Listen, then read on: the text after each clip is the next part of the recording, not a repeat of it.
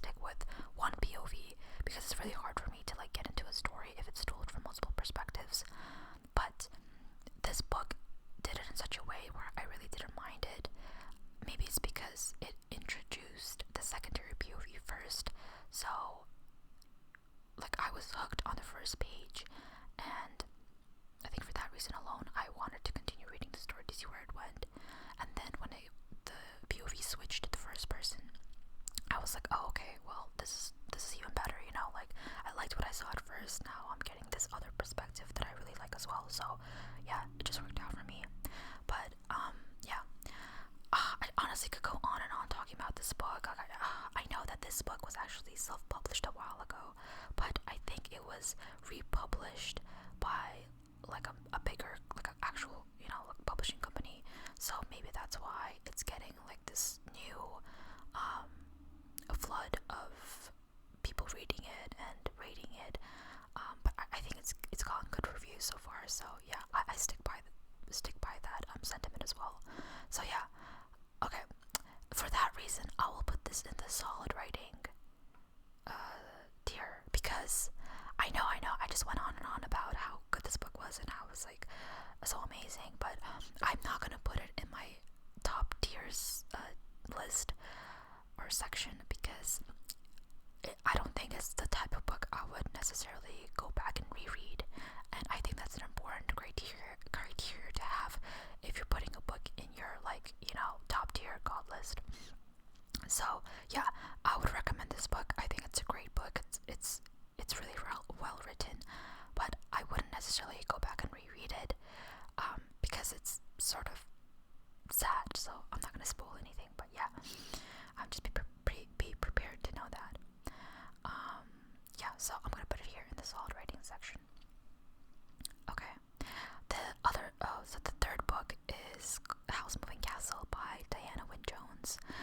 And I don't know if you guys know this about me, but I am a huge Howl's Moving Castle fan and a Studio Ghibli fan. But yeah, Howl's Moving Castle is by number one my favorite out of all the Studio Ghibli movies. And I actually read the novel by Diana Wynne Jones a couple years ago, or so I thought. But then, when I was reading this book, I was like picking up on so many things that I didn't remember. So maybe I didn't actually read this book. Maybe I was just like hallucinating. But in any case, this book is really great. I don't know, that adjective is so lame, but it's an amazing book. It's so whimsical. It's so like comforting. It's like coming back to a warm little cottage after a day out in the rain, and just cozying up by the fire and hearing like the wind and the rain patter outside. And yeah, it just has that wonderful ambience about it. It is actually a really solid case of world building as well.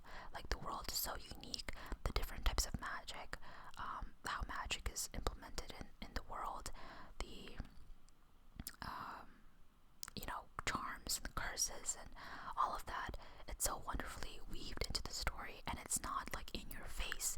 There's never a moment where it's so like direct that everything is explained to the reader, but you sort of have to like pick up on the subcontext and read between the lines to understand what's going on in the story.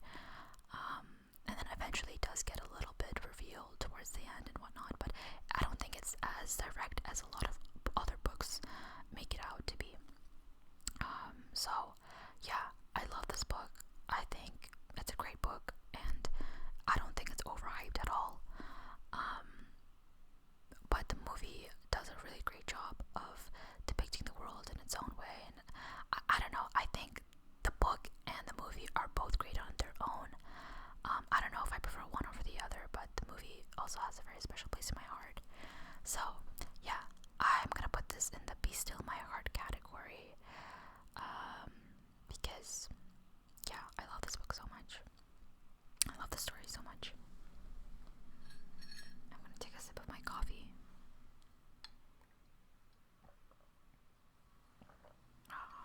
Okay. So the next book is called Blood and Moonlight by Erin Beatty. And this book is sort of like if you take The Alienist, the TV show, if you've ever seen it.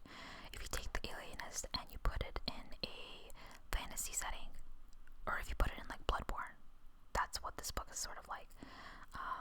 Because it's all about this murder investigation that's happening in this Victorian world where magic also plays a role. And our main character is this girl who's apprenticed to this architect. So a lot of the time there's depictions about her climbing tall towers, spirals, looking at these architectural works introduced to her the master she's apprenticed to. So yeah, it's an interesting world that I don't think I've ever really read about. So yeah, it's unique, and the magic in the world is sort of like divided between these two sun and moon sects. But overall, I just think there was too much going on in this book. And on top of all of the stuff that I just mentioned, the world, the murder investigation, the magic, there's also a love triangle, and there's like a mystery with the girl's past, and it's just like a lot of things hodgepodged into one book, and I don't think that it was well executed. I think that focusing on one or two or maybe three things is fine, but if there's like 5 things to be focusing on, it just gets too much. Yeah, so for that reason, I'll put this in the this part. Yeah, sorry. I loved the cover of this book, like that's the main reason I picked it up, but it was a bit of a letdown, to be honest. Okay, the next book is called Half a Soul by Olivia Atwater, and like this is a pretty famous BookTok book or BookTube book. I think the hype is well deserved. I personally really enjoyed reading this book. It did remind me a lot of Howl's Moving Castle, and let me see what I actually wrote about this book. Okay, yeah, I wrote that it's a crossover between Howl's Moving Castle and Pride and Prejudice, because it has that whimsical magicalness about it, and like the grumpy, magician with the sort of like level-headed female protagonist. Although in this case, the unique thing about this female protagonist is that she's like, I think in her infancy, in her childhood, fairy took half of her soul, hence the name of the book. So she's a little bit different from other people in the society, and the society is very much like out of a world from Jane Austen's books. So very rigid, formal, societal rules. I don't know what era this was supposed to be in, like Edwardian or Georgian or whatever, but it's like English old-timey. It's a simple book, but I think the story was done well, and I personally really loved the chemistry and the love between our female and male protagonist. So yeah, I really enjoyed this book. I'll put it in the Be Still My Heart category next to Howl's Moving Castle. Okay, the next book is called The Torn Skirt by Rebecca Godfrey, and this was at a time where I really wanted to read a lot of like teen girl angst novels, so I picked this up at the library. And I mean, it did what it accomplished. It's definitely angsty. It's definitely dark. She follows the girl down this alleyway, and she proceeds to follow her all through the town and she gets into a lot of like dangerous situations because of this. Until the very end, when she's able to find her and things don't go as she expects them to go. And to be honest, I still don't know what the point of the story was, but I guess if I had to say anything about it, it's sort of like the feeling we get when we want to do something crazy, because we think it's just a way of letting go. You don't want to make sense of the world around you because you can't make sense of the nonsense, the chaos. So you chase the girl down the alleyway, you chase the shadow, but it doesn't end well. I don't know if that made any sense whatsoever. But yeah, I will put this in the why did I read this. It's just a crazy story. It reminds me of Alice in Wonderland if it was set in like Gotham. Yeah. So that's why I kind of regret reading it. Because I didn't get anything out of it. Okay. That was a lot of rambling.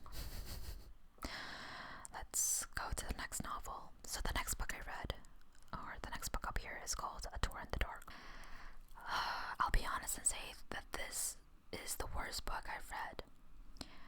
If not, yeah, this is one of the worst, if not the worst books I've read. If you read the premise, it sounds very promising. It's just about a girl, a very strong female protagonist who studies at this magical university, and she's trying to like get a position in one of these like very influential, powerful families that hire students from this university to aid them in their like power machinations. But from then on, the plot just goes down, like, does a nosedive off a cliff. Yeah, because then they get trapped. So these kids get trapped in this magical forest, and they're trying to make their way back to the university, and people are dropping off like flies. But I was just not invested in any of the characters. The characters were so unlikable, like all of them, including the main protagonist that we're supposed to, be rooting for. At first, when we were reading about her struggles and, the fact that she comes from this poor upbringing and she's trying to make her way in the world and she's trying to, better herself through by working hard in this university, get a job and all of this, like all of that was great. And then as soon as we enter the forest, it just dissolves into Lord of the Flies.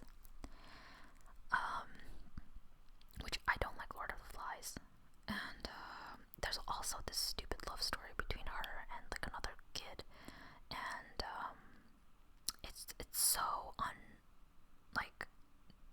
obviously everything about it is unrealistic, but like the love story in particular is so ridiculous. There's absolutely no foreshadowing that, there's going to be any sort of chemistry between them, that the two of them like each other at all. It's like, I guess the author was trying to do a enemies to lovers like trope, but he fails at it so epically that it's ridiculous. And by the end of the novel, I was like seriously rooting for the female protagonist to fail. I was like, I don't like you. I think you're just a terrible person. And I was rooting for the male protagonist that was like on the other side. Yeah, that's how unlikable she was, and that's how the author, maybe it's just a hallmark of a bad writer, when he's unable to make a convincing love story. So yeah, this is a dumpster fire for sure.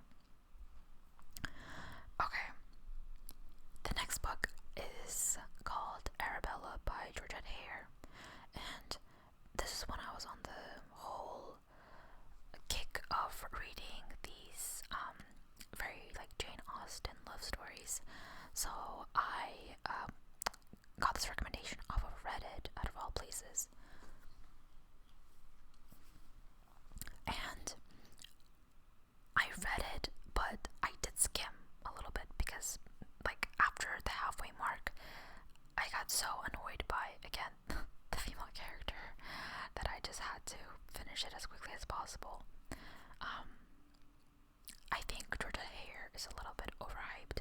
I think I read a couple of her other novels as well, in addition to this, and I didn't manage to get through them because I've noticed that in each of her novels, she has the same, like she writes about the same people, like the same female protagonist, the same male protagonist. It's always this older guy who's like very charismatic, sort of like a knave, and then like the very innocent, very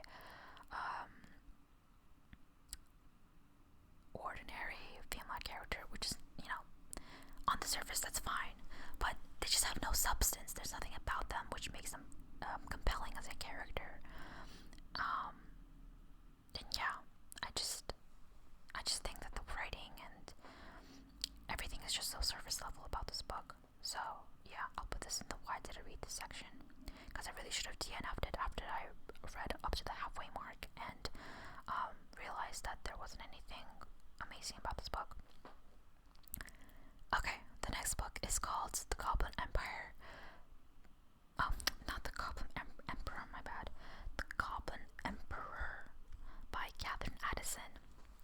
This is one of the novels I also meant to read for the longest time, because I like the fact that this was a standalone fantasy novel. I think nowadays there's so many what is it called, series in the fantasy genre, and it's getting really tiresome. I don't think a lot of authors can pull off writing a story for multiple books, and I wish that more authors would just stick to writing just one novel and then moving on to the next.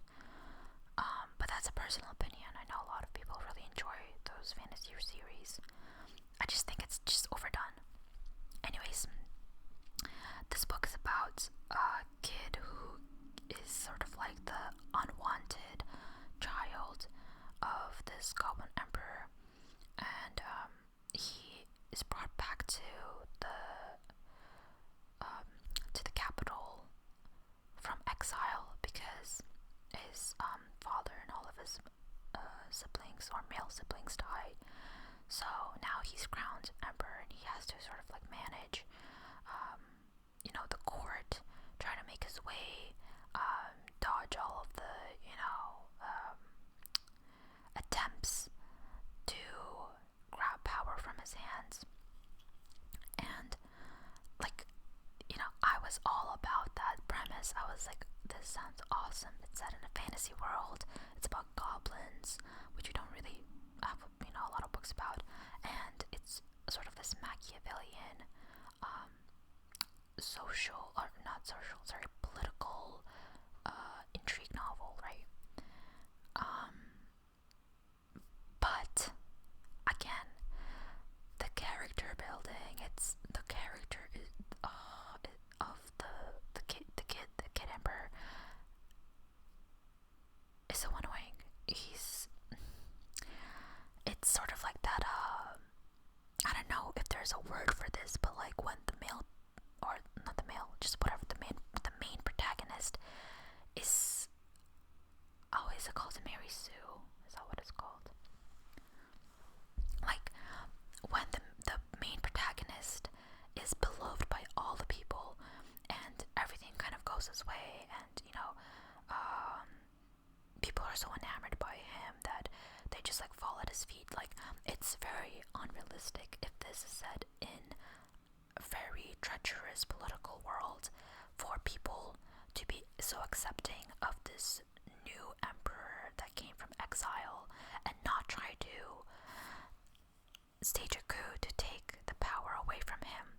Like, none of that happens. Like, there's a couple of attempts here and there, but on the whole, people are just like, oh, we don't like you, but you're the emperor, so I guess we have to listen to you. Like, what? It's so ridiculous.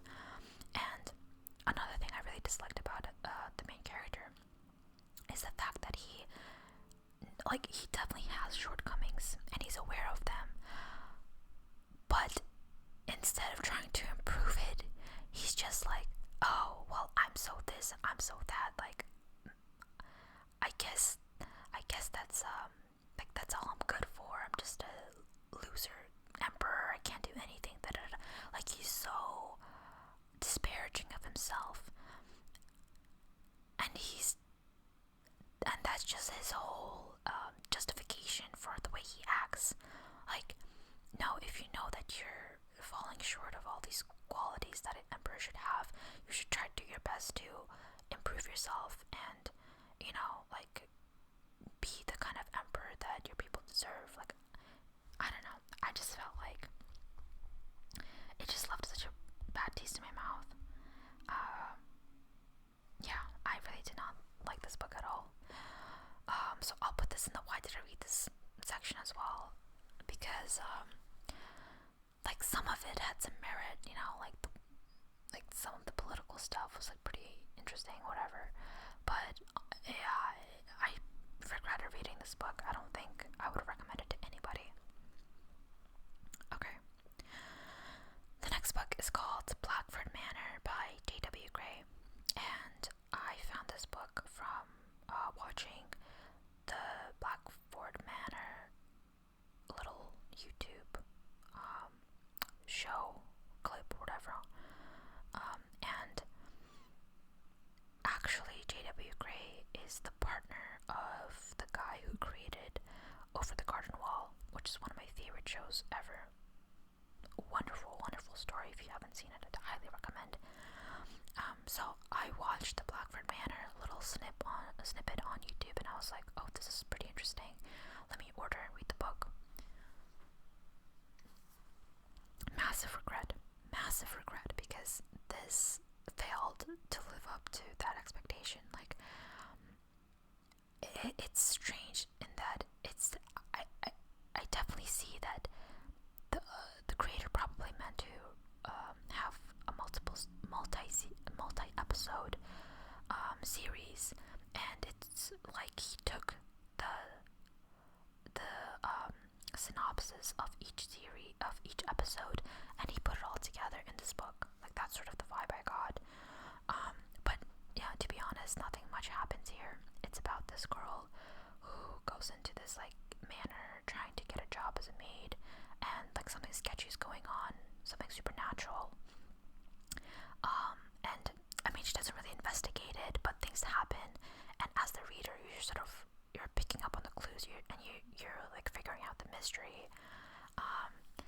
But by the end of the book, nothing happens. There's like no progress being made to the development of the plot, and yeah, I think it was a waste of time. I don't know if I would put this in the why did I read this or dumpster fire section. I'll put it in the why did I read this again, because again, the vibe is there. It has that like Tim Burton vibe. It's definitely dark and it's comedic, but as a novel, I don't think it stands on its own 2 feet. Okay, next we have The Justice of Kings by Richard Swan, and again, this was a novel I really wanted to read. I think I got the suggestion off of some booktube videos. It's also a political intrigue novel, or sort of political intrigue. I guess it's political, but it focuses more on like the legal side of the world. So it's about this guy who's like the judge and the lawyer and the executioner all rolled into one. He goes around the countryside and he investigates crimes, and there's this mystery that's unfolding from this one incident that envelops the whole of the novel. But it's not told through the guy's eyes, it's told through his apprentice's eyes, who's also not a guy's, it's a girl. And I did not like that at all. I thought it was so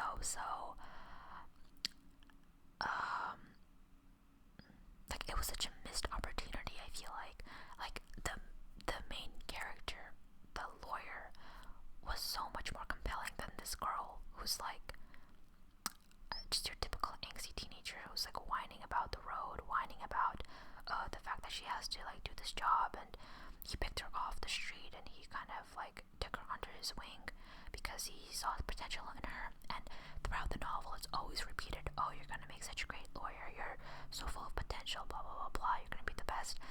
There's literally nothing to prove this at all. Nothing about her actions demonstrate that she's this prodigy, in my personal opinion. And I really hate when authors do this. They say instead of showing, or they tell you instead of showing you, and you're just meant to be like, oh yeah, okay, yeah, I'm absorbing this and I agree. Like, no, I really didn't like her. I thought she was annoying. I liked the guy, and I thought I wanted to read the story from his perspective. But unfortunately, that did not happen. And also, the whole like mystery that made up the bulk of the novel was so convoluted. By the end of the novel, I had no idea where it even began. Like, where did this whole mess come from? Yeah. disappointed by this novel. I thought I would love it, and I did not enjoy it at all. So I'll put it in the dumpster fire category. Sorry. Okay.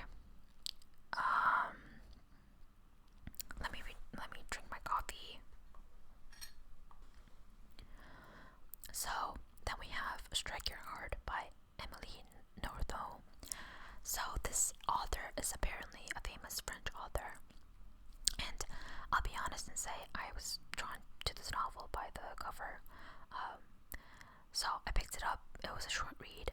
It's about this girl, and we follow her from her childhood, or even before that. We follow the story of how her parents got together, to her childhood, to her adolescence, teenage years, when she goes off to college, postgraduate, all of that. And it details her relationships with the female people. It details the relationships with the other females in her life. It's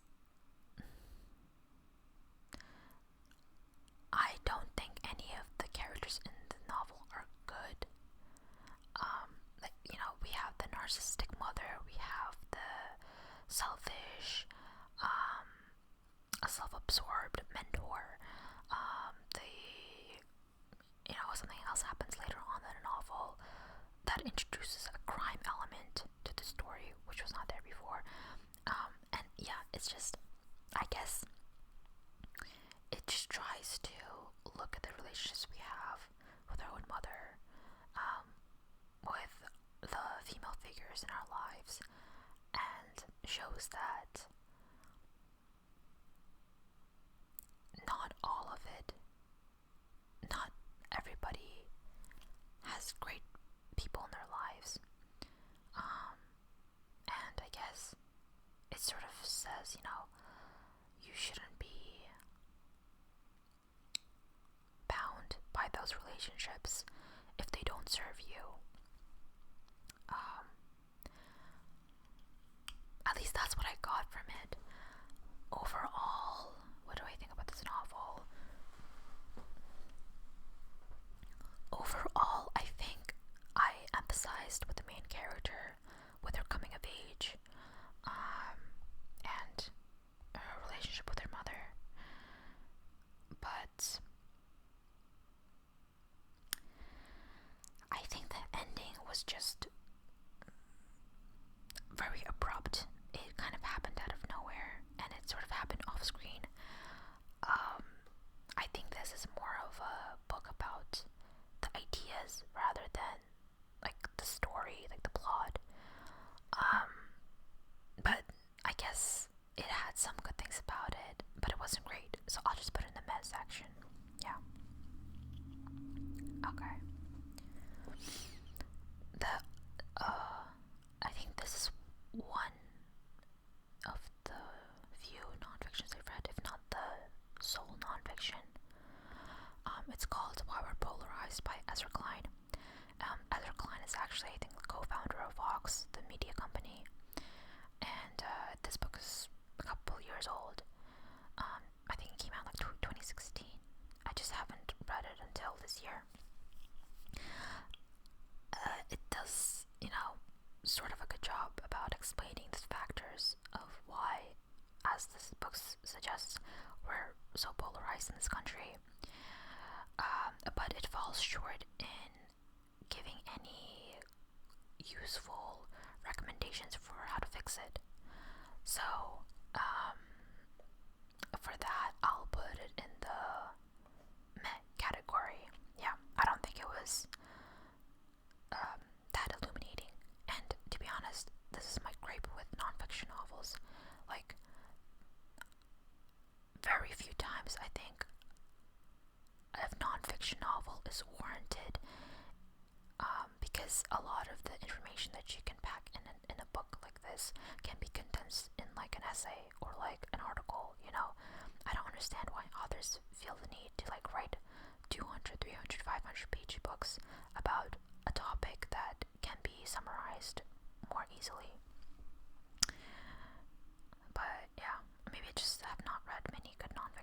else. I don't know. Okay, the next book is called Babel by R.F. Kuang. This is another really big booktube book talk book, and I will say a very controversial opinion, I guess, in that I didn't enjoy this book at all. It's written as though it's this, scholarly work. But I've read other books in this sort of trope that do a better job of it than this. Like, for example, the Blood Over Brighthaven does a better job of looking at colonization, the taking of other people's cultures, and I think she just does it in a better way, in a way that makes you empathize with the characters than Babel, because personally, to me, the characters in Babel are so dislikable. I just didn't like any of them. I thought, and for me, I think that's a really important factor. If in order for me to be invested in the novel, I need to be invested in the characters. I need to find them likable. I want to be rooting for them, and this book does not do that at all. I just thought, besides that, what else? Besides that, I guess the sole thing I like about this book is the way that the author investigates the different reactions to colonization. So we have the more anarchic approach, burn the whole thing down, to a more peaceful, non-resistant, non-violent approach. I think the way that she explores those with different characters is interesting, but on the whole, I hated this book, so I'll put this in the dumpster fire category. What a disappointment. Yeah, if you want to read a book in this sort of vein, I'd recommend this novel more. Okay, let me take another sip of my coffee.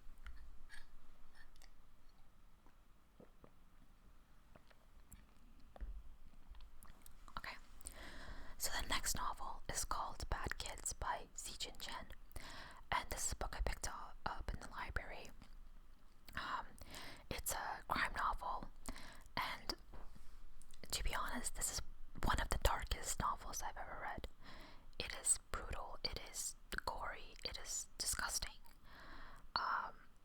There's a lot of trigger warnings here, which I would suggest you to look up and read before you decide if you want to pick up this book. It's a deep exploration about the psychology of kids and the factors that influence their upbringing. It sort of looks at the whole nature over nurture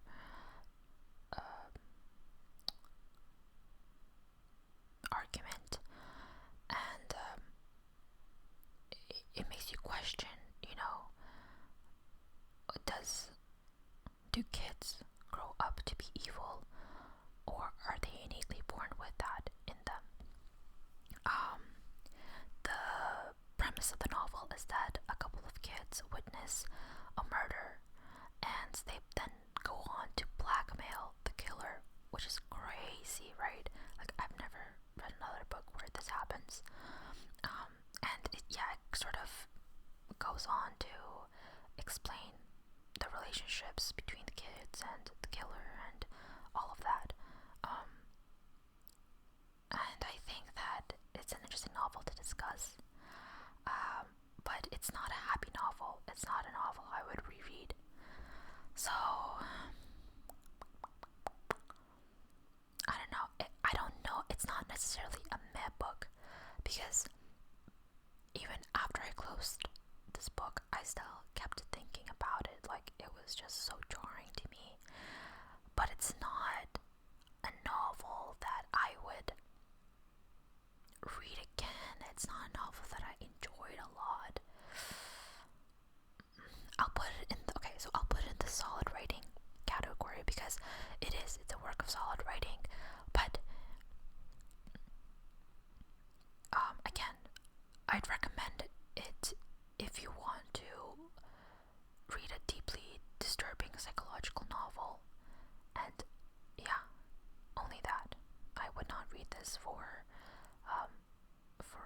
reason ever again.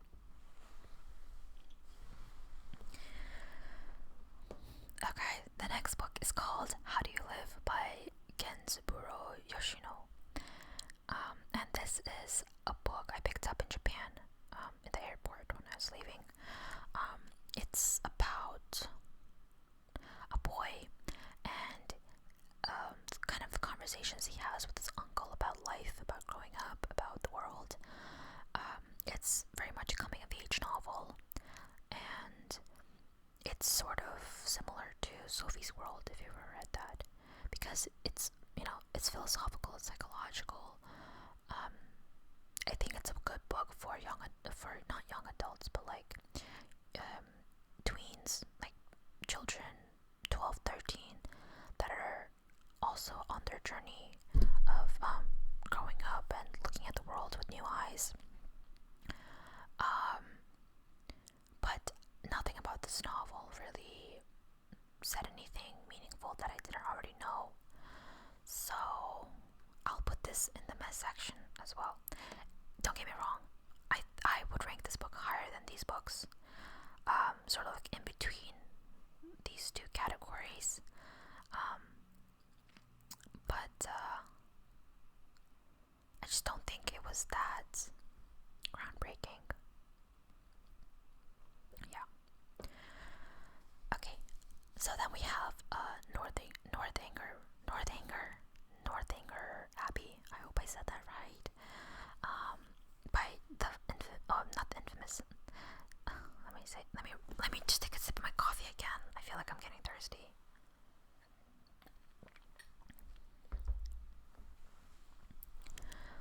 Okay, so the next one we have is Northanger Abbey by Jane Austen. And I think this is one of the few Jane Austen novels I've read, like actually. I enjoyed this book. I think this is one of her least popular books, but I thought the love story between our innocent, young, naive female protagonist and our more mature, but just as rascally male protagonist was really cute. I think that Jane Austen is brilliant. Her writing still stands strong today. It's full of wit, it's full of humor. I mean, the woman is funny, even like years after her death, her novels, I think, still remain relevant. There's a lot of sentences I highlighted in this book where I was like, oh my god, yes, this makes so much sense. I think she understands the human psychology really well. And I think the love story was realistic. I think that Jane Austen does a good job with writing realistic love stories, something that Mr. Scott Raincard could never do. Okay. Yeah, it was a cozy book. Nothing crazy happens in it. Very slice of life. And I would reread this again. So I would put it in the solid writing section. Or yeah, I would put it in the solid writing section. I would recommend it to other people. I would maybe reread this. But it's not like a novel I would gush about. Yeah. Next we have The Hitchhiker's Guide to the Galaxy by Douglas Adams. And this is a pretty famous book and movie.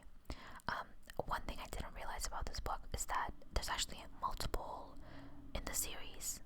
So when it says the ultimate guide to the galaxy, that encompasses all of the books in the series, and this is just the first one. I just was not aware of that. So I was very surprised when I finished the book and I was like, wait, where's the rest of it? But anyways, this book is about a guy who goes on this otherworldly sci-fi adventure, trapezing through the universe. He gets into all of these like funny situations, but there's actually a lot of brilliant ideas. Like,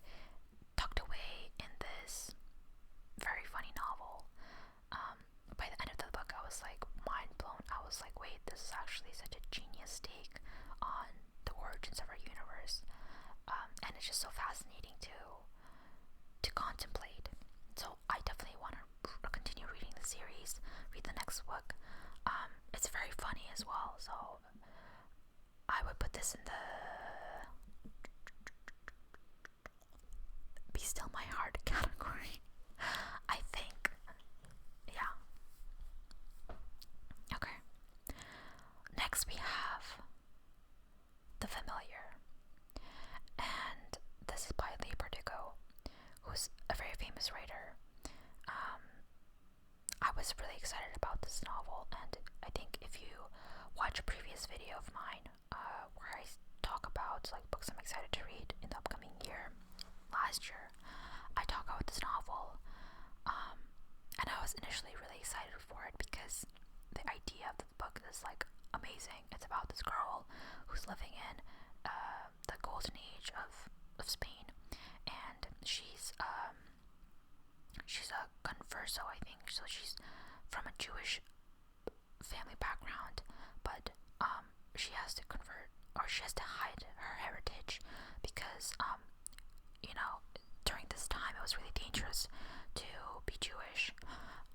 So she hides this part of herself, and she has this sort of magical ability that her mother, I think, taught her. And she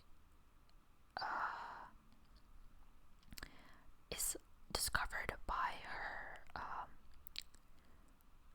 employer because she works as a maid in this big manor, and she's forced to show off her magical abilities, and eventually she gets embroiled in this in the political intrigue of Spain. Because I think the exiled prime minister wants to recover his position as the right-hand man of the King of Spain, and he is like hosting this competition to find the magically gifted person who will help him restore his position. I think that's basically the gist of it. So our main protagonist, what I thought she would summon a familiar from like the underworld, and I was excited for that, but that's not what really happened. You kind of have to read more about the novel to figure to know what does happen, but I was really disappointed that she wasn't this all-powerful witch. She was just like a girl who had a couple of magical abilities, and there's a love story between the familiar and her, but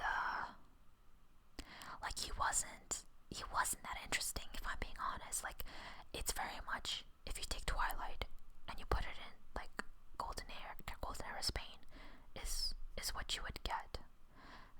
The familiar, he has that broody, immortal demeanor down to a pad.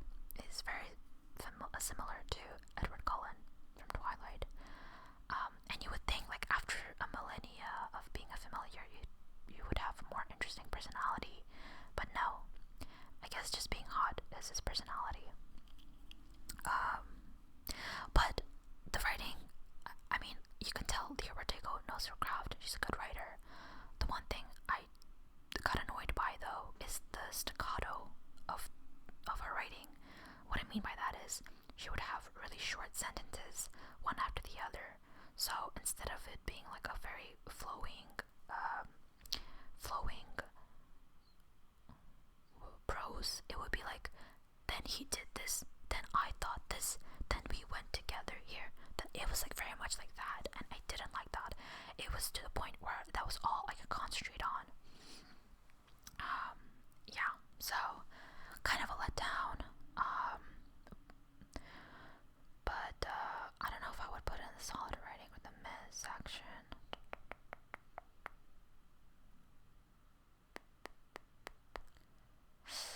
Maybe I'll put it in the solid writing. Okay, I'll put it in the solid writing because although it was different from what I expected, on the whole, I think Leigh Bardugo wrote the story was sort of, it's sort of like a story that you would hear passed down from generation to generation. It has that antique fairy tale-esque quality. And I thought that was really interesting. By the end of the novel, I was like, oh wait, this is sort of like a standalone fairy tale. I get it. But yeah, it's not the novel I thought I was going to be reading. So I'll still put it in here though. Yeah. Okay. So then we have Diary of a Void by Emi Yagi, and this is another Japanese novel translated into English.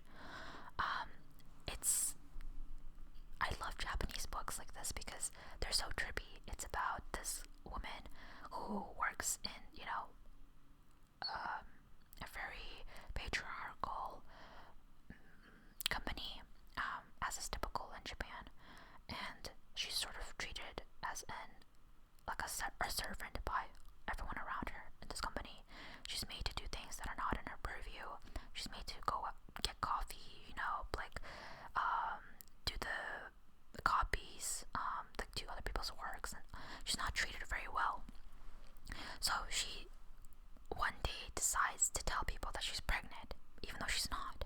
So she crafts this lie that she's pregnant, and all of a sudden people around her treat her much better. So she's forced to continue with this lie, and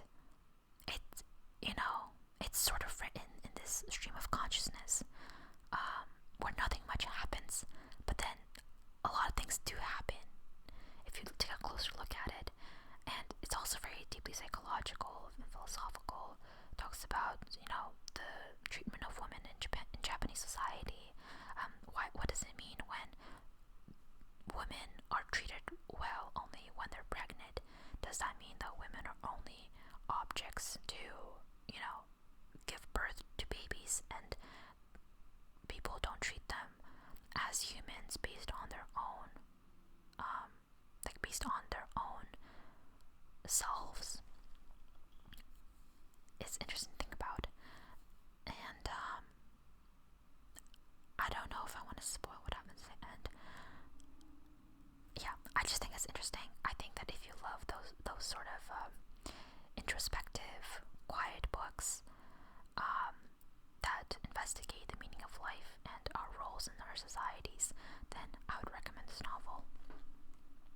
I would put it in the solid writing category, definitely. It's a good book. Wow, crazy guys. The next book is called Emily Wilde's Encyclopedia of Fairies by Heather Fawcett.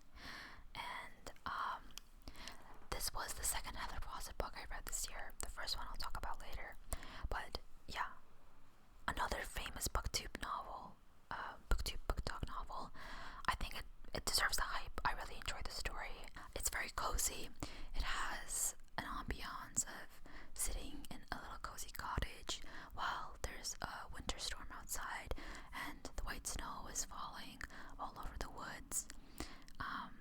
I love the love story between the male and female protagonists. It's very much like the Grumpy Sunshine trope, but it's inverted in that the Grumpy is the girl and the Sunshine is the guy. And it reminds me a lot of House Moving Castle as well, because the guy is very flamboyant, very charismatic, and yeah, I just love their dynamic so much. And I also love that it has a little bit of a tinge of dark academia, since it's written in the sense that the female protagonist is investigating, these fairies, and she's trying to compile this information into an encyclopedia. So it's academic as well, but it's like the topic is a very fantastical topic, since they're talking and investigating these fairies. So yeah, I really enjoyed it. Definitely top tier for me, and I'm excited to also read the second book that already came out. Yeah. Okay, so the next novel is called A Lady's Guide to Fortune Hunting by Sophie Irwin. Again, this is in the beginning of the year when I was into the whole, Jane Austen novella period. So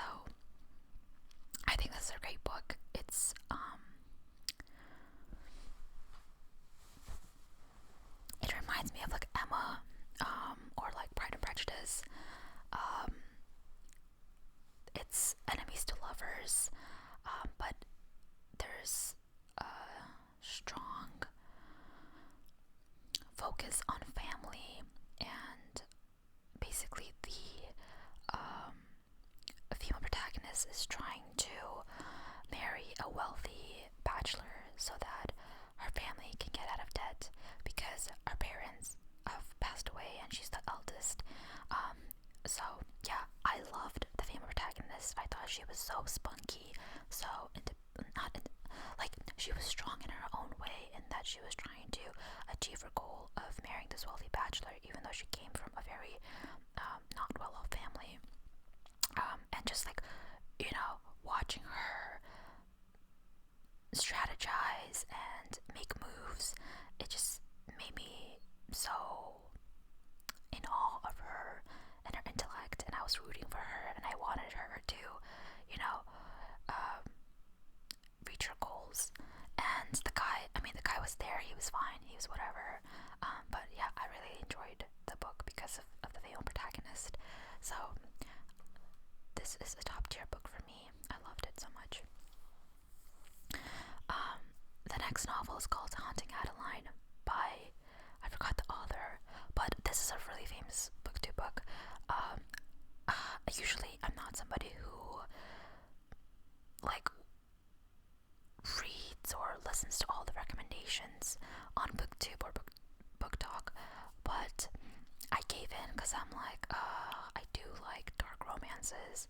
So even though this was a really big book, it was like 500 pages or whatever, I read it all the way to the end, and I can say that this is a dumpster fire of a book. It is so bad.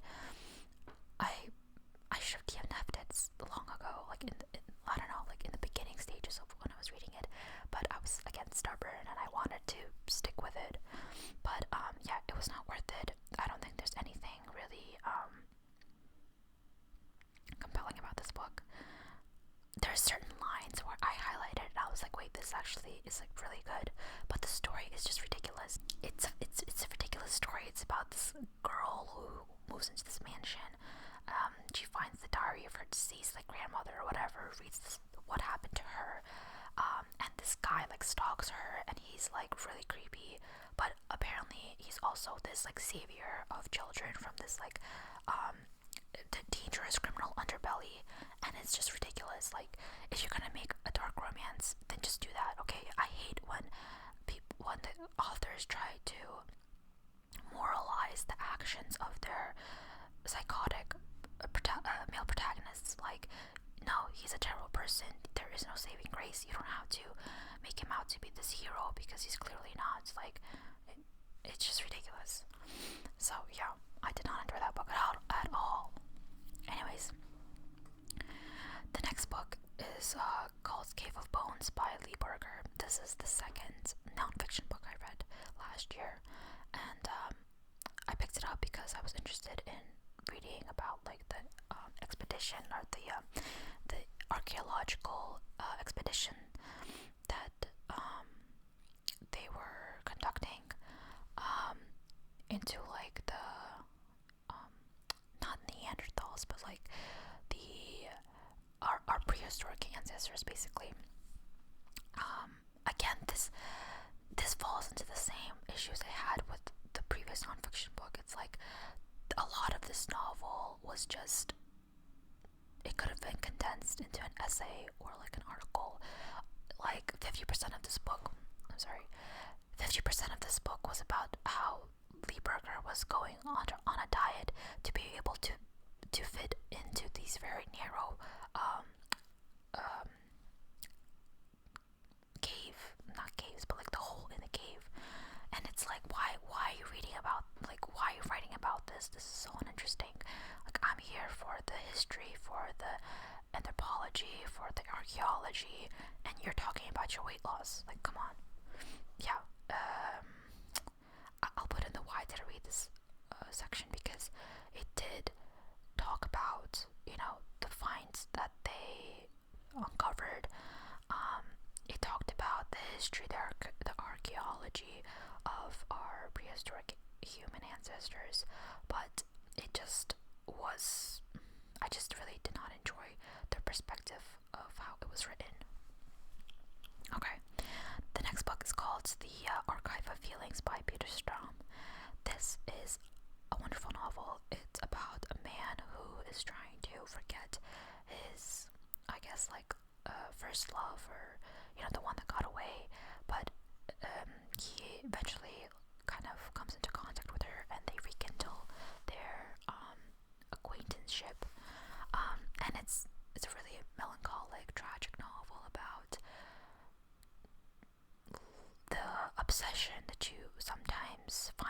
having with people, and questioning whether or not this is love, and like having this love that follows you through the ages, not being able to forget this person, and wondering, is this love or is this obsession, or what is this feeling that I'm having?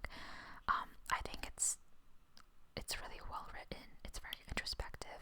It was able to put a lot of things into words that I couldn't. Yeah, I would highly recommend this book. I would put it in the Be Still My Heart section. Okay, so then I have Crypt of the Moon Spider. This is a very short novel. I picked it up from the library because it was like around Halloween time. And overall, it's weird. It's like a sci-fi fantasy horror novel about some kind of like spider cult that formed on the surface of the moon when humans created a base there long ago, and about this woman who was put into a sanatorium by her husband. Again, it's like back in the old-timey era. It's weird because it's like old-timey but also like futuristic. And to be honest, I don't completely understand everything that happened. It's a weird novel, and I don't really know what the point of it was, so I'll put it in the why did I read this section. Okay, then I have an Inheritance of Magic by Benedict Jacka.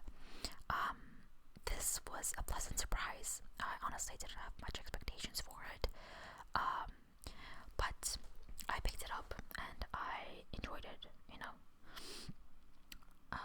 If I had to explain this novel, it would be like what would it be like? Let me read it. It's kind of like Harry Potter slash Alex Rider slash Succession, which is a really interesting mix, right? It has the magical elements from Harry Potter, but it also has the action thriller vibe from Alex Rider and like that whole series, and it's also sort of political, sort of family intrigue, from the vibe that you would get from Succession. So that's why, yeah, I generalized it to a crossover between those three worlds. It's about this guy whose dad, like, went missing a long time ago. He's trying to, like, survive on his own. He eventually kind of comes into this world of magic, of sigils, and the magic is actually quite interesting, but it does take a while to get into. And eventually he crosses paths with people, family members of his family, of his dad's family, that he was not in contact with beforehand. And there's this power struggle for, like, the head of the family, that he gets embroiled into. And in the beginning he's very weak as he's struggling to figure out his magic and the whole like system, how it works, but then over time he improves, and you see that like progression, and by the end of the novel he's like, he's got some power in his own right. Yeah, I thought it was a cool book. It's the first in the series, so there's supposed to be a second one out already, that I also want to pick up. So I would put this in the solid writing category. Pretty good. Okay, the next book is called Salt and Broom by Sharon Fisher, I think. And I got this from the library. Again, didn't expect much of it.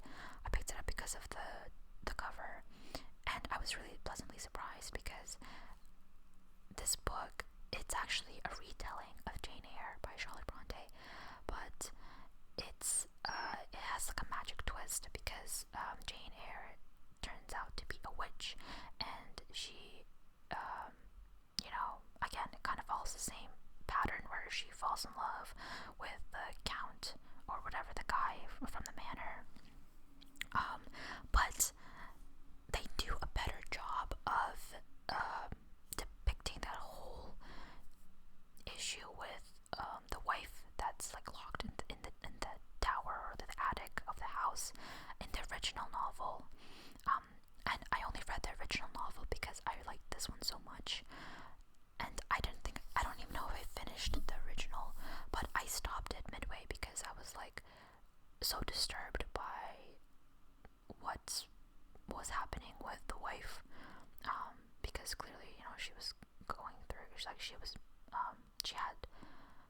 something going on, and they should have, taken her to like a mental hospital or, gotten her some help.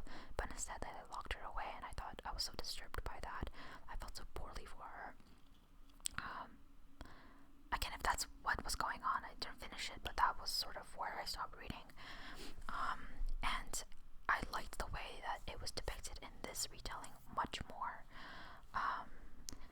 And I thought that the love story between Jane Eyre and the guy was really cute. I liked the fact that Jane was an older woman. She wasn't, like a sprightly teenager or young adult. She was in her like 30s, and the guy was also, I don't know how old he was, but he was much older than her. And I just felt like, the love story that built was very equal, and it was wonderful. It was so caring and so warm and comforting. And I love the magical elements, so I would put this in the solid writing section. The next novel is called Lullaby of Polish Girls by Dagmara Dominczyk, and it's another novel that I read when I was looking for some like teen angst. But again, it's a very disturbing book. There's triggers in here that you should definitely be aware of before you read it. It's not a particularly happy novel. The characters are also very unlikable, but the sole saving grace of this novel was the depiction of immigrant life in America, and sort of the identity crisis you have with being stuck between two worlds, like the new world and the old world, the America where you were, raised in, and the country where your parents are from and where you also have an affinity to. So yeah, that was the only part that I really liked about this book, but otherwise it wasn't that great. So I would put it in the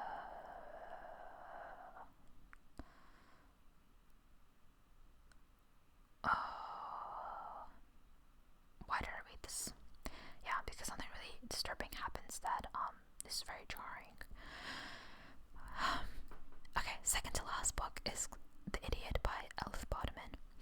And I'm sorry, not The Idiot. This is Either Or by Elif Bottoman. It's actually the sequel to The Idiot by the same author. And I loved this book so much. Like, I read the first book, I really loved the first book, and I picked up this thinking, oh, it's a sequel, it's gonna fall into that whole curse of, how sequels are not as good as like the first books. But I liked this book just as much, if not more, than the first one. It's about a girl called Selin. She studies at Harvard, and in the first novel, she has this very chaotic relationship with this upperclassman in the mathematics department, and they meet at a Russian literature class, I think, or a Russian class. And so this second book follows her coming to terms with what happened between them, and it's also, a novel of her coming of age, finding her own womanhood, traveling, trying to find herself in this other, her home country, because she's Turkish American. She goes back to Turkey, and it's a Bildungsroman, so it is sort of like semi-autobiographical. It's a big book, but I loved it because I saw so much of myself in Selin. So much of our journeys mirror each other, and she's able to, the writer is very witty, she's very funny. She's able to write things in such a deadpan way, but it also illustrates like the truth that you see in the world. And yeah, she's able to write things that I felt but wasn't able to put into words. Yeah, so I love this novel a lot. I highly recommend it. And lastly, we have The Grace of Wild Things by Heather Fawcett. Again, another Heather Fawcett book, and this is actually the first book I read of hers at the beginning of the year. And it's a middle grade book, but it's so whimsical and cozy cozy, and also it's a little bit dark because it's about a young girl. She's an orphan. She runs away from an orphanage to go into the woods and find this wicked witch, and she asks this wicked witch to become an apprentice. So it has that like fairy tale trope, but it subverts it because instead of being afraid of this evil witch or whatever, she wants to like become like her. You know, she wants to become her. And it says that it is supposed to be like Anne of Green Gables. So if you like that, you might enjoy this book. But I've never read Anne of Green Gables, so I'm not really sure. But yeah, it has found family in it. It's very bittersweet. It's melancholic, but it's also optimistic, and it has fairies and witches, and it's a coming of age story. I think it was really good. I really liked it a lot, and I recommend it. So I put it in the Be Still My Heart category. But yeah, okay, so that was 31 books that I read in 2024. I reached my goal of reading 30 books, and I actually succeeded it by one book. And this is kind of the breakdown of everything. I think overall I read books that I enjoyed, I found books I really enjoyed, but the books that I didn't enjoy, I really didn't enjoy, and I think that going forward, although it's fun to read these sort of like fairy tale whimsical novels and just get lost in this other world, I kind of want to go back to reading more classics, because I just find more substance in those books. So we'll see how it goes this year.